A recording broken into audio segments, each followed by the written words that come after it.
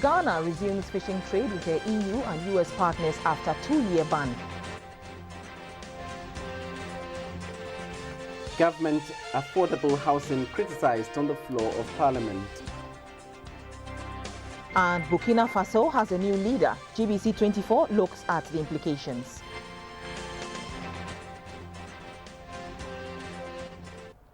Good evening. Welcome to the studios of GBC24 and GTV. It's time for the news. I'm Akushika Akwe. And I'm Conrad Kakraba, and Clement Sam is doing the sign language translation. Ghana, the European Union and the US have resumed their fishing trade again after the foreign partners placed a 2-year ban on Ghana for her involvement in illegal, unreported and unregulated fishing. And as a first step to ensure the country maintains this position, a meeting has taken place in Accra for operators in the industry to discuss and learn the do's and don'ts under illegal, unreported and unregulated fishing. And as part of this latest development, the EU is providing a €3.3 million fund to support the sector and help Ghana fight illegal, unreported and unregulated fishing. About 25 million tons of fish is lost through the activities of illegal, unreported and unregulated fishing worldwide. In revenue, this cost the world between $10 to $23 billion, with West African waters topping the list of the illegal activities. Ghana's fisheries sector's annual contribution of $1 billion comes under threat from the activities of illegal, unreported and unregulated fishing. Statistics show that Ghana's once vibrant fishing sector is facing challenges due to such practices, and this has resulted in a sharp decline in marine stock. For 2014, Ghana's total fish production was 413,000 metric tons, representing 38% of the country's fish production. Representatives from the EU and FAO pledged to support the sector and urged the government to improve on the achievements so far. Sector Minister Ms. Sherry Aite said Ghana's involvement in such activities prevents her from generating the needed revenue to become self-reliant and self-dependent. Every time we are expecting our development partners to give us money to support budgets or development activity. But we can get this money if we stop illegal fishing, because we can easily raise $10 billion from our resources, from the ocean, and then we may not need to stretch our hands to anybody for help. We find people coming from other, countries, to do illegal fishing with the support of our communities in our own waters. This virtually undermines our cultural heritage because they are taking our wealth away. Participants were critical on the law enforcement agencies for turning a blind eye to the laws governing the fisheries sector. They appealed to the government to resource the agencies to place them in a better position to act. An IUU expert, Professor Martin Chamenyi, advised government to re-examine measures in combating the IUU. For now, countries have joined forces to clamp down on illegal fishing, which includes heavy financial sanctions of violating vessels and the withdrawal of permits or licenses for operators, among others. Some members of the country's lawmaking body on Tuesday spoke out strongly about the costs of the government's affordable homes. 2- and 3-bedroom apartments under the government's affordable homes are selling at $29,000 and $57,000 respectively. MPs say these figures are way beyond what the average Ghanaian worker can afford. The right to housing is an economic, social and cultural right. But global statistics show that the number of houses available does not correspond with the world's population. In the developing countries, the situation is said to be worse. To help address this situation in Ghana, the government in 2012 secured a $200 million loan from Credit Suisse International to construct 5,000 housing units targeting the middle-income Ghanaian. The first phase, made up of 900 apartments, have been completed.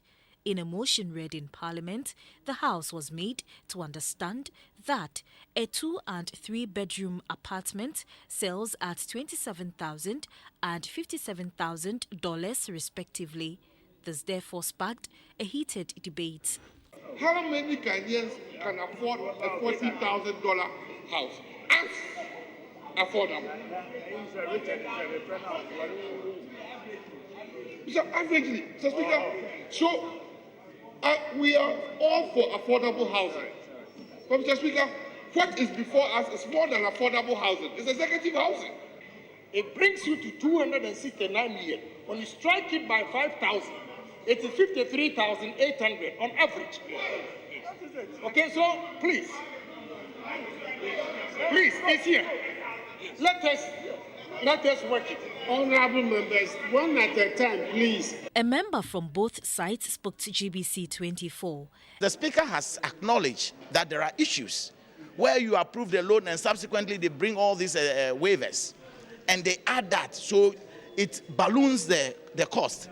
Tell me how many people in Ghana can afford to buy a house for 48,000? The figures as stated there, that is not the approved figures. These were indicative figures before the actual contract was approved or the loan was approved by Parliament. And it is strange. That is what I think, that's what the President was trying to find out. Why are they complaining now? Because they were in Parliament when the loan was approved. And all these indicated figures were there. So how do you approve it in 2012 and today you are screaming as if you were not aware of the cost? The House also approved the €160 million sovereign guarantee for the additional civil and dredging works at the Takoradi port. Also, a $23,500,000 facility to construct and equip 10 polyclinics in the central region and the tax waiver of $40 million on the 5,000 affordable houses currently under construction were approved. Reporting for GBC24, Gifty Ajayi, Parliament. The Ghana Broadcasting Corporation has presented a check for 13,856 and 64 pesos to the Religious Broadcasting Advisory Council. The amount will go to support efforts to draw guidelines for religious broadcasting in the country. The chairman of the National Media Commission, Mr. Kwesi Jan Apintin, said once again GBC is leading the way in setting the standards to sanitize the airwaves.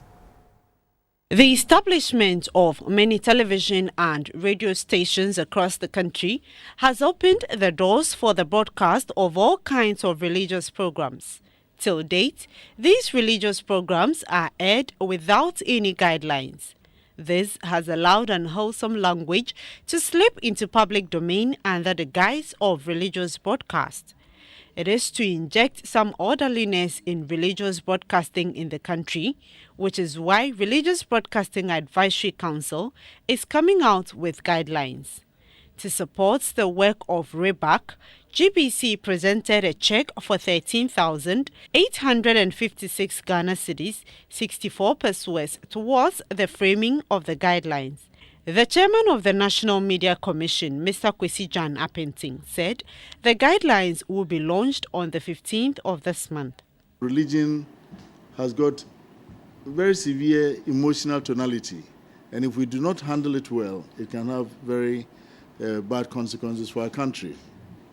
We've reached a point where we are beginning almost to take our freedom of expression for granted. But it need not be so. We have to remind ourselves continuously that this is a dynamic process. We reach many parts where we have to redefine the purposes to which we put communication. The Deputy Director General of GBC, Mrs. Francisca Ashite Odonton, said the contribution is GBC's widow's mite towards an important national assignment. I am really excited that the NMC, together with all the stakeholders, including GEBA, are ready to come out with guidelines for religious broadcasting, because this is very, very important. GBC will continue to support this cause to ensure that we have peace and that everybody practices his or her religion in peace. The Religious Broadcasting Advisory Council consists of members of the National Media Commission, the National Communications Authority, the Ghana Independent Broadcasters Association, and the leadership of some religious bodies. Trotro and taxi drivers in Tamale say tricycle operators are running them out of business and have demonstrated against their operations. We have on the line Mohammed Fugu from Tamale to tell us how that protest has affected daily activities in the northern regional capital. Good evening, Mohammed. Good evening, Akwita. Yes. What happened and what do we now know? Actually, this morning the use of pickup and trotro as means of transportation virtually came to a halt in the Tamale metropolis following a protest by a coalition of taxi drivers and trotro drivers. They were protesting over what they call a cheap and unconstitutional by tractor riders to use their tractor for commercial activities in the northern region. And according to the aggrieved drivers, the use of tractors actually contravenes L12180, Section 128 under the Motor Traffic Regulation 2012. And they claim that most of the riders are minors between the ages of 12 to 15 years. And most of them does not have insurance, most of them they do not pay tax. And actually they are not supposed to fly on the roads and they are taking over their jobs. So at about 8 o'clock early this morning, the brief drivers marched through the principal streets of the Tamale metropolis, armed, drumming, dancing, and heavy security presence, just to register their displeasure over what they call unconstitutional and a cheat by tractor riders in the Tamale metropolis. And later, they marched to the Regional Coordinating Council to present their petition. They also, before they went there, they met officials of the Regional Police Command for a closed-door meeting, and it emerged that the police, who are the law enforcers, will look into the matter, but they gave them up to March 2016. To stop their activity, to stop using the tricycles? Actually, not to stop it, but the police are alleging that this is, this task were given to them by politicians, and mass law, which is under the office of president, presented some to the people as part of effort to eliminating or ensuring creating jobs in the northern region, and most politicians to securing the NDC family. Most of them give out the passport as part of efforts to create jobs in the northern region. And the police are alleging that because it's more or less political issue, they need to engage stakeholders to ensure that everything will be resolved. But then they have not confirmed that by March they will eliminate it. But do we know, Mohammed, do we know how soon they are going to resolve this issue? For now, that's what I'm saying, that the police are alleging that they want to engage the stakeholders, the politicians, road safety, and opinion leaders for them to know what they will do about that. So for now, there is calm? For now, there is calm. Just in the evening, around 6 o'clock, I went to town, and actually, in fact, they were working, but it's not like the usual busy, in the evening, taxi drivers working up and down. It wasn't like that, but I went to the taxi ranks and it was virtually empty. But according to the taxi drivers, most of them, because they are using people's cars to work, will be accounted for daily sales, daily sales. And because they didn't start early, when they are trying, when they work, this time it will be a problem. But those who are actually working were those who own the taxi themselves. They were working. And I also spoke with the transport drivers, and for them, there is joy. There was just their peace because of what happened. They were waking up to they said, oh, in the midst of that's a way for their survival and they have no alternative work. And they said some of them even claim that they wish every day there will be the demonstration of protest like this so that they can get people, on board their transport. But passengers also, about 7 o'clock this morning, in fact, passengers who always on board taxi cab were left stranded in the summer. Most of them could not even go to work on time. Some of them could not even turn up just because of this. Because most of them doesn't like, going by the path. They claim that they are not safe and anything can happen. And what's your point? Minors are always sitting there. So most of them couldn't go to work. Okay, Mohammed would have to leave it here. Before we end that, let me chip in something. Briefly, yes. Yeah. I think recall that months ago, I did a story on this process for Ghana TV. Yeah. And I spoke with the Northern Regional Road Safety Manager, Alexander Ayasa Atibu. And he actually condemned the use of tractors in the northern region. And he said he's been preaching over the use of tractors in the northern region, but because it's more or less political issues and involving opinion leaders, it's very, very difficult for his outfit to actually eliminate them. And because of that, he's calling on stakeholders to end up so that this can be resolved. But then he said road safety doesn't follow the law. So that is just their problem. And he actually called on the police and the other thought agents to look into the matter urgently. Indeed. Thank you so much, Mohammed Fugu, and we'll wait for an update on how this issue is resolved between the taxi trotros and the tricycles. Thank you very much. Our reporter Mohammed Fugu in Tamale with an update on the development between the taxi, trotro and tricycle operators. In other news, the Greater Accra Regional Police Command says it is ready to deal with any miscreants who will attempt to foment trouble during the Christmas season. The Director General in charge of operations, COP Christian Tete Yohunu, made the statement at a media briefing on the crime rate in the city.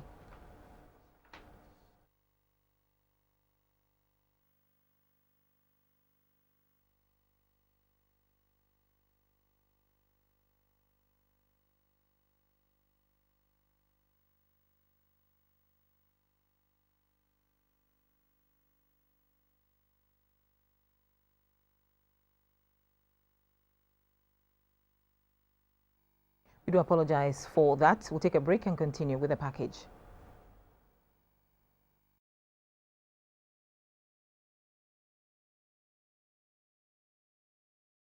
Very good evening. We will let you into the latest from the world of business. My name is Maurice Ogbete. This package is brought to you by EcoBank, Airtel, and Hisense. Now, it's on few days to Christmas, and the carols, lights, and the firecrackers that characterize the Christmas season is absent in the central business district of Accra. Some traders say business was better last year, but some hope that sales will pick up in the coming days. Every year, Ghanaians wait with bated breath for Christmas festivities. This is because Christmas is an exciting festival that brings family and friends together to make merry, while those who are at loggerheads are advised to forgive one another. It comes with holidays, travels, and business boom. Usually with just a month to Christmas, market centres including the Central Business District of Accra get choked with vehicular and human traffic as people go on shopping spree. However, not much of that is seen this time. According to the traders GBC24 spoke to, sales have been very slow compared to the same time last year. Sales is still low at the moment. We hope to see a surge in business in the coming weeks. However, a dealer in firecrackers, Amama Haruna, says sales are good. They are starting to talk. By next month, shopping has already started at my end. I don't have any problem at the moment. Sales are good. Sister Gifty deals in Christmas hampers, and according to her, hamper sales are on the downside this year. Same time last year, I was already making some sales. The story is not the same this year. But the traders are hopeful the situation will get better. And still in business, 17-year-old Seraphine Kekeli Ajokpa from Olagel Senior High School is a proud winner of the UBA National Essay Competition. Seraphine walked away with a grand prize of 20,000 Ghana cedis, a laptop, and a certificate. The UBA Foundation Essay Competition is part of the Foundation's initiative to promote creative and analytical thinking among senior high school students in Ghana, and is a follow-up to the Foundation's Read Africa initiative, which is designed to instill the habit of reading in students. The project involves free distribution of African literary classics to secondary schools. This year's competition comes on the back of the maiden edition of the competition, which was launched in 2014.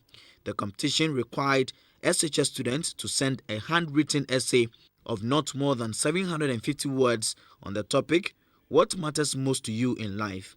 The competition received more than 1,000 entries.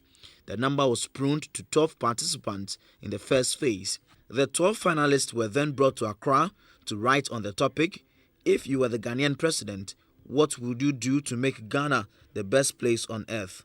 After the competition, 17-year-old Seraphine Kekeli Ajokpa from Olagel Senior High School in the Volta region was adjudged the overall best student in the competition.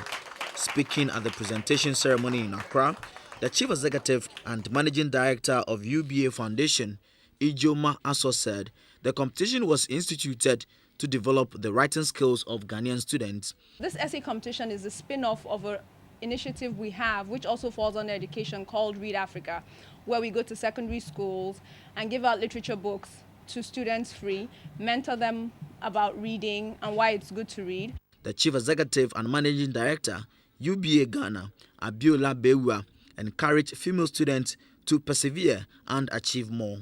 At our third essay competition, I want to see more of national participation, where we will excite and incite the students to participate.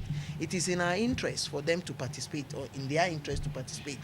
A representative of the Ministry of Education, Madam Cynthia Bosomche, said the ministry was happy to collaborate with UBA to organize the essay competition. The overall winner, Seraphine Kekeli Ajokpa from Olagel Senior High School, spoke to our news team. The way my English teacher believes in me, that was enough encouragement. The school played a very important role, and in the way I love reading, I think that one also played a very important part in it. Frederick Nana Kwame Asante from the Accra Academy Senior High School was the first runner-up. He took home a laptop, a certificate, and 14,000 Ghana cedis. The second runner-up, Senano Kwabla Ajani from Sogakope Senior High School, also took away a laptop, a certificate, and 8,000 Ghana cedis. The other 9 finalists were presented with certificates and laptops. Right, so we'll go over to the interbank market and get updates on how the local currency is performing.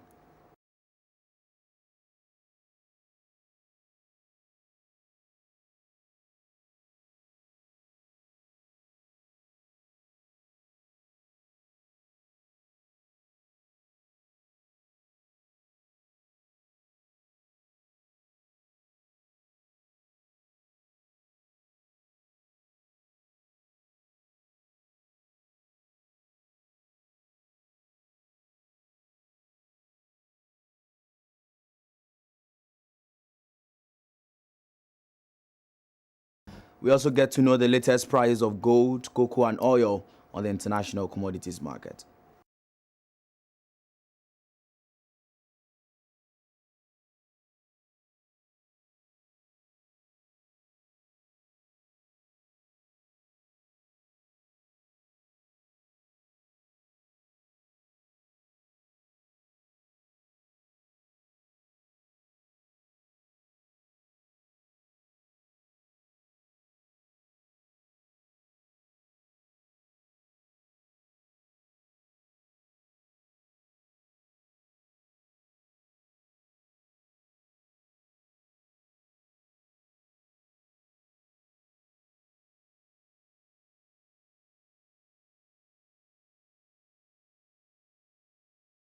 And that will do for business, brought to you by EcoBank, Airtel, and Hisense. News Hour continues.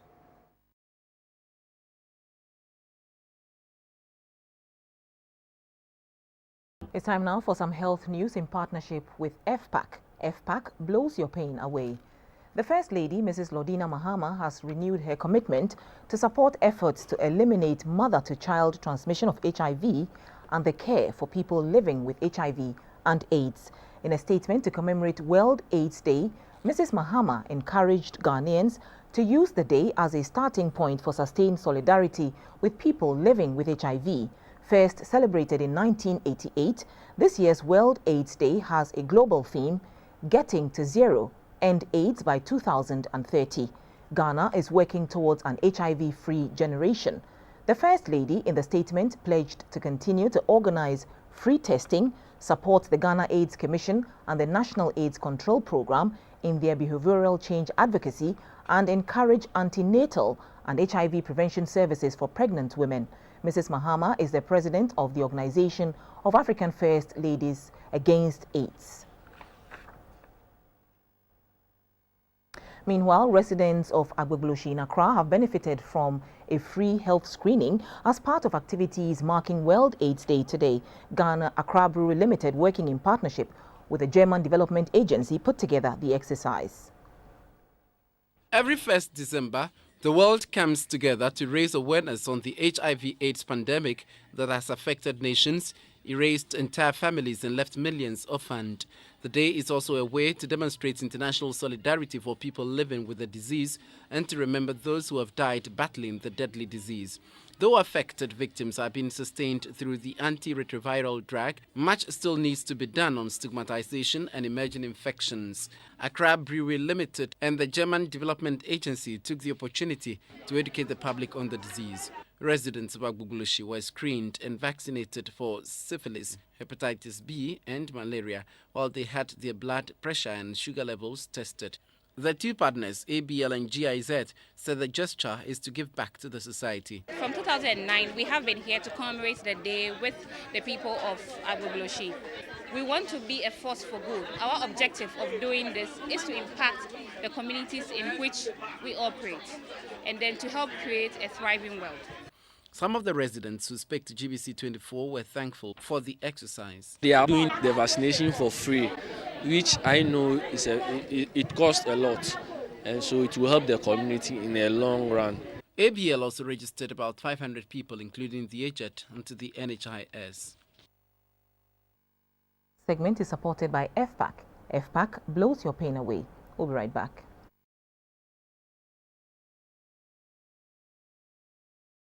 Now some international news. Nigeria's former National Security Advisor, Sambo Dasuki, has been arrested for allegedly stealing $2 billion. Mr. Dasuki is accused of awarding phantom contracts to buy 12 helicopters, 4 fighter jets and ammunition. The equipment was meant for the fight against Boko Haram Islamist militants. 2 weeks ago, President Muhammadu Buhari ordered Mr. Dasuki's arrest after he was indicted by a panel investigating the procurement of arms under the last administration of President Goodluck Jonathan. Earlier, Mr. Dasuki said he had not been given a chance to defend himself before the investigative panel and described its recommendation as politically motivated. The former army colonel is already facing a trial for allegedly possessing illegal firearms.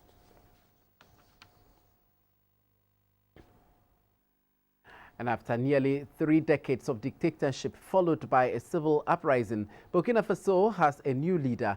Roch-Marc Christian Kabore won more than 53% of votes in Sunday's elections. The results mean Kabore, a former prime minister of the West African cotton producer, will become its next president. His closest opponent, Zafran Diabre, conceded defeat after winning less than 30% of votes.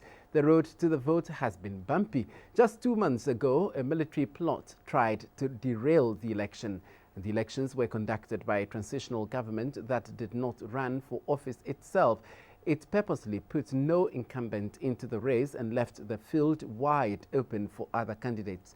14 candidates ran for president, with Kabore and Diabre seen as the two with the most promising chances. Sunday was not the original election date, and just before the original date rolled around in September, the military forces loyal to Kabore made a last stand, knocking it off course, and they rounded up the transitional president and prime minister and replaced them with one of Kabore's former generals, a development that sent the country once more into a street protest mode, and the military as a whole was unwilling to support the attempted plot.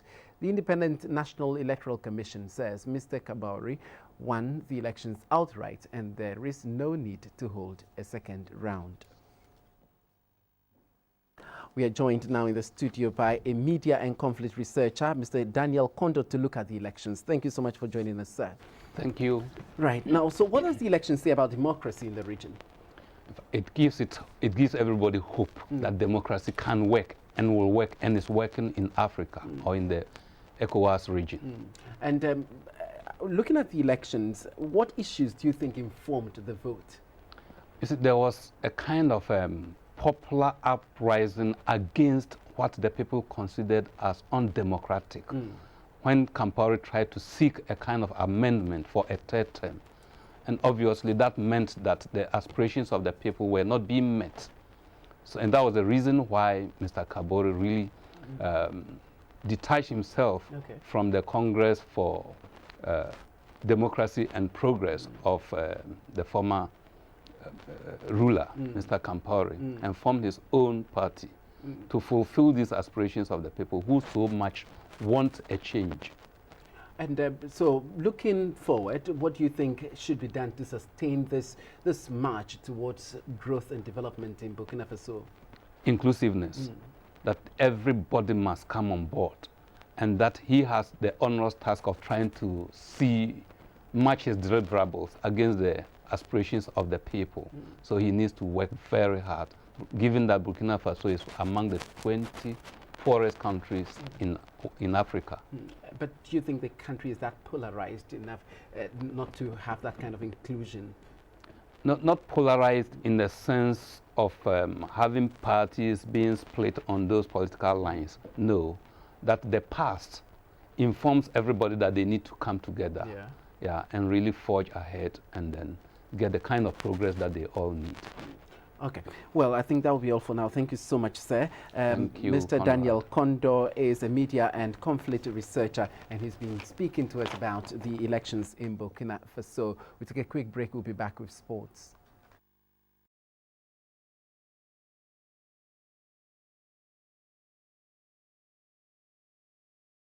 This is in partnership with Bingo Pharmaceuticals Limited, producers of Low Nut. Now, the national deaf football team, the Black Wonders, have won this year's 5th edition of the West Africa Deaf Football Tournament held at Lomé, Togo.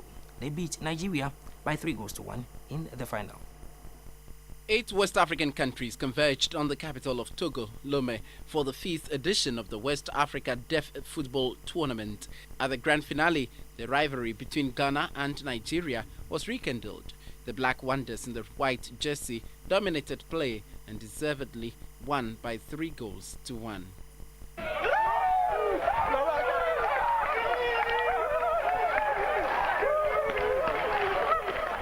Back home, the team interacted with the media to share their experience. We left to Togo on our own. We borrowed public transport. That's a bus, a 207 bus to Togo. Played all our heart out there. Even problem with feeding and other things also came up there. But our able boys never gave up. We say kudos to them. Also, as we can see as an evidence here, we can see the cap and our golden boots and our medals too. I think Ghana Deaf Football has raising the flag of Ghana very high. And I think the government and the public must also use this as an opportunity to support us to the fullest. Ghana in 2013 won silver at the 3rd edition of the tournament held in Benin. The National Paralympic Committee say it will be recognizing the efforts of athletes who have raised the flag of Ghana higher on the international stage this year as part of activities marking this year's World Disability Day.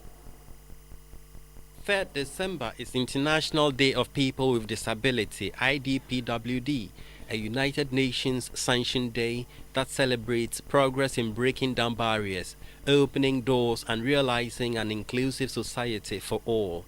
Here in Ghana, disability organizations, businesses, the government and stakeholders, especially in sports, will converge on the Accra Sports Stadium to mark the occasion. Ahead of the day, the National Lottery Authority, NLA, has presented polo T-shirts for participants at this year's event.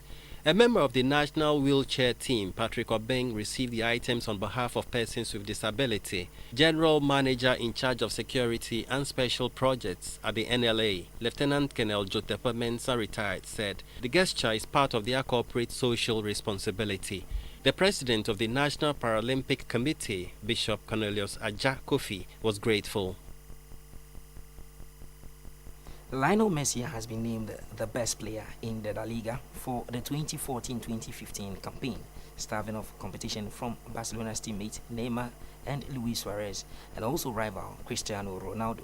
Argentina star netted 43 goals last season, 5 less than Ronaldo, but still managed to scoop the award. As well as winning the Best Player award, he also won the Best Forward award. His boss at Barca, Luis Enrique, took home the Best Coach gong after guiding the Catalan Giants to the La Liga title, as well as the Copa del Rey and Champions League in his first season in charge. The annual award ceremony, which Ronaldo did not attend, also saw James Rodriguez pip Andre Iniesta to the Best Midfielder award. He grabbed 13 goals and 13 assists in his debut season after joining from Monaco for a huge £63 million on back from last summer's World Cup. The one Ronaldo did win was the fans player accolade, which was voted for by supporters on social media. Ronaldo, Messi and Neymar were confirmed on Monday as the three-man shortlisted for the 2015 FIFA Ballon d'Or. Finally, Great Britain's victorious Davis Cup team met with British Prime Minister David Cameron at the Downing Street earlier today. Andy Murray and Great Britain's David Cup team were welcomed to the number 10 Downing Street by David Cameron to celebrate their triumph. That's all for sports.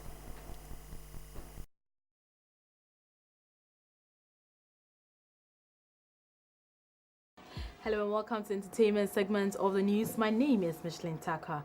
A Ghanaian artist who has projected the image of Ghana across the globe through his paintings says when talents are nurtured, it grows. This gentleman is the brain behind Art in You. Safari was earlier on Showbiz 24. In the middle of the sea, I'll sail the world to find you. Where you get your inspiration from as an artist? Around 3 a.m. in the morning. Surprisingly, I don't talk much about this though. But you know, please do share with us. Right, around 3 a.m. in the mornings, you know, I'm up and I'm getting lots of pictures, you know. As in your mind? In my mind. You know, so what I do is I sketch them up. You know, I may be able to get 3, 4, 5, you know, pictures and then put them on the site. So anytime I pick them up, I get a clear picture of what I had, you know, and so I can transfer that onto a canvas or a paper. Generally, how long does it take you to finish one piece? I have taken maybe 15 minutes to create a piece that is sold for like $1,000. Whoa. And I have worked on a piece for 3.5 months that is sold for like $20,000. Whoa. You know, so it depends, you know, it depends on the mood. But what I do first, when I go to the studio, I set myself up and then do some sketches. I could be doing maybe 4 or 5 sketches. And then do maybe a couple of drawings. You know, I may not be able to finish with it, but as soon as it's time for me to start on a painting, I stay with it and work on it throughout the whole time. When I got here in Ghana, I registered a company called, an NGO called The Art in You. Okay. The Art in You, I have some friends who are also artists, a couple of them that, but what I wanted to do is to make sure that we get, you know, students, children, the youth, you know, and even grown-ups who want to get into art. Because everybody, I strongly believe that everybody is an artist. Oh. You know, and if you put them in the right position, they'll be able to create. Takai is one of the oldest drum rhythms of the Dagomba. Takai is used in telling the story about how the Dagombas came to be so close to the Moses. Takai is usually performed by males who use their body language and gesticulations to communicate the meaning of the dance. Takai dance of the Dagombas depicts a folklore. There was a war between the Dagomba and the Mosi. In that conflict, a Dagomba woman went missing in the bush only to be found later by a Mosi hunter. Years later, when another conflict broke out between the Dagomba and the Mosi, the woman's history came to the fore. Reminiscence of the good gesture by the Mosi watered down any tensions between the two feuding tribes and they halted the fighting. Combined, the drum language for all the past says, Chief says, listen, stop the fight. Like Torah and Bamaya, Takai is in the form of a suite or medley. Each section has its own name, musical phrases, and dance movements. The attire for the dance is the smock, which swings from one side to the other as the rigorous dance is performed.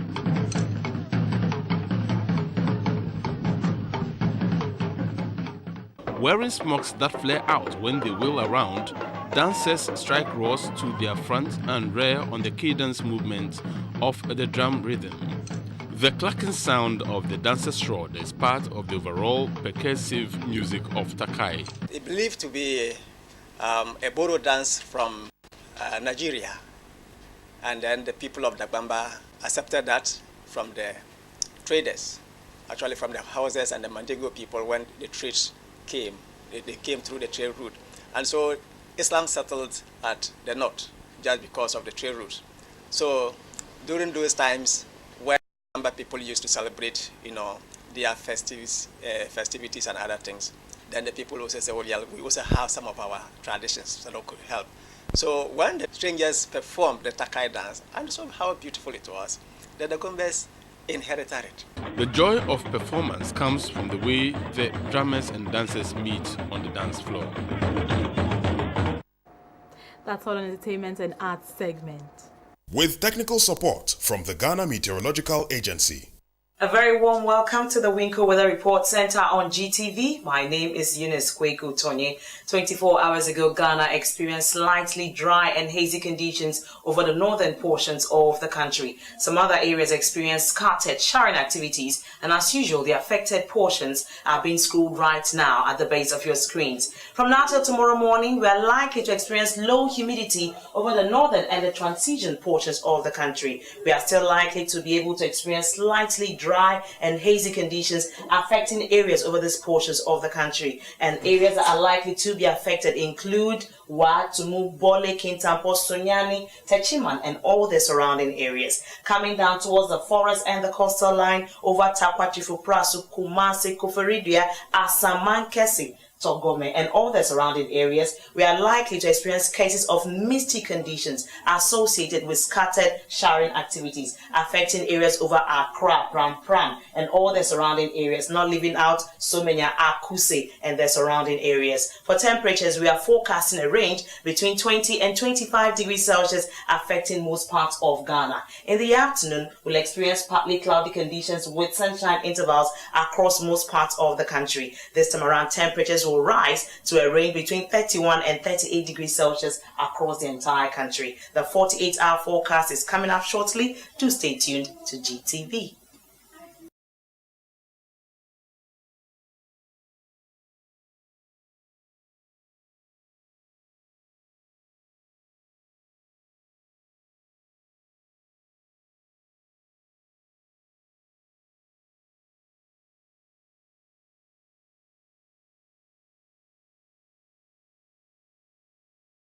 Thank you very much for joining me. See you same time tomorrow.